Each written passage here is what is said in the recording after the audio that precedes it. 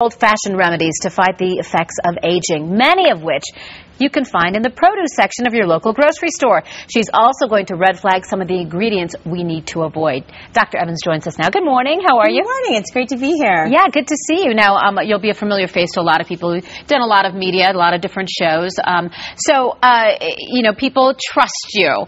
And, of course, you've got beautiful skin yourself. Thank you. Well, that's the best kind of advertising you can do as a doctor, as a dermatologist, isn't it? Right. Well, I dedicated my career to helping women have younger, firmer-looking skin. It's what it's about. It makes us feel great. And surprisingly, even a papaya, something that's been around forever, is really great for your skin. Mm-hmm.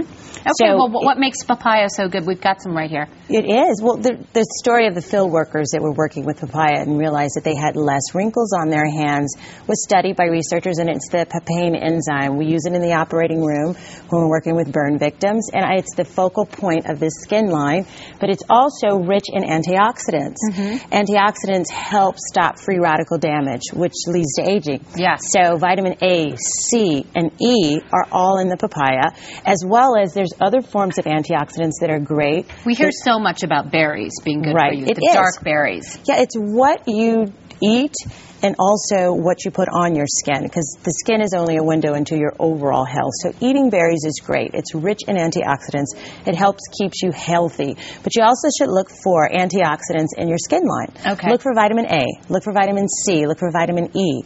And those are really great things to help your skin stay younger and firmer looking. It seems, though, that it's hard to keep up with all the new developments and all the new ingredients that are coming out.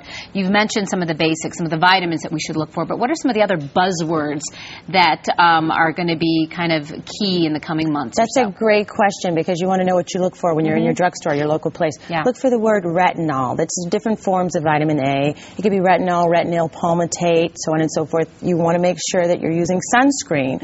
And titanium and zinc oxide are really great names, because those are actually physical blocks. So we from look the for sun. those in the sunscreens. You look for those. It could be, it's, as busy as we are, let's combine everything together. If you have something that has titanium, as well as like vitamin E, or it's called tocopherol, together with your moisturizer, then you're doing 2 or 3 steps in one. Okay, let's talk about the skin line that you're introducing shortly, that has papaya as the main ingredient, the main focus. We've researched it. I use it in the operating room, and I said this should be the focal point, because it does great exfoliation for the skin without a lot of irritation like some of the alpha hydroxy acids or the beta hydroxy acids, which you hear that all the time in anti-aging. Okay, so I'm sitting at home and I'm watching this segment and I'm thinking to myself, what should my daily regimen include? Starting from waking up in the morning, what do I need to be putting on my skin, washing my skin with, and in the evening? That's a great way to do it. When you wake up in the morning, use a cleanser that has an exfoliator in there. It's like something like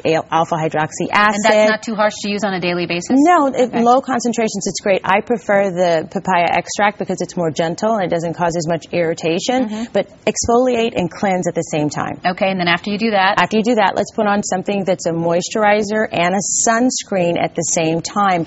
And if you want to add some firmness to it or more youthful looking skin, have a peptide in it. Okay, but do we need to be messing with the under eye creams and all these, different localized kind of creams? Fantastic, because the under eye is the first place that shows aging. So yes, you should have something special for your under eye. We like to, I practice in Beverly Hills, so a lot of my patients want to make sure they have youthful under eyes. They're on camera and look good on the carpet. Right. So we make sure that it also tightens under the eye, brightens up under the eye, and makes it look more youthful. And we add light diffusion to it, but you should have something special for your eye and for the neck, because that's the area that you forget. Okay, so minus the sunscreen, is the evening routine very similar?